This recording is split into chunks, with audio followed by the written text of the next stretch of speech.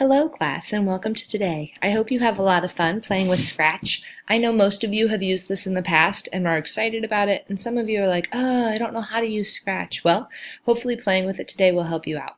So first of all, you need to go to scratch.mit.edu, which there's a link attached. And if you don't have an account already, create one please. Make sure that you can create one with Google. That's usually the easiest way to go. Once you have your account, you might notice that Scratch 3.0 is here, okay? So it's just been launched, so if you haven't played with it in the last day or two, you haven't played with it. So there are a few changes with the layout and everything. I personally think it's easier. Don't worry, you can still find all your old projects for those of you who love Scratch things. So you can always go to this facts page if you want to learn more about that. But today you're going to be creating. I am requiring that you all watch tutorials. Here's the reality. If you are like a Scratch expert, I know that when you click on tutorials, you don't need to watch Getting Started and create animations that talk. However, I'm sure there's a tutorial on here that you do not know. So I'm asking that you all watch a tutorial that will help you. Your challenge today is to simply create a ecosystem scene. You can make your ecosystem do whatever you want, but you need to have 3 organisms and a background that actually fits with an ecosystem in our world.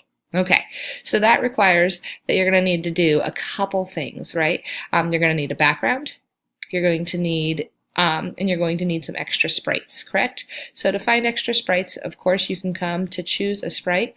And so you'll go to upload a sprite, not upload, just kidding, sorry. You come and say choose a sprite.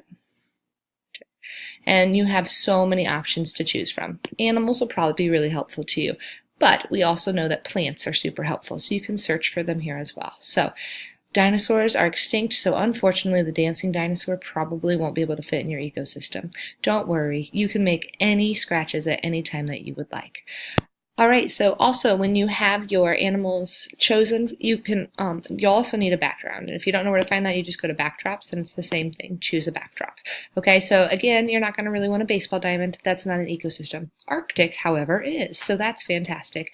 You can go to outdoors. That might help you. There's beaches. There's all sorts of options. So I don't think finding an appropriate background should really be a problem for you.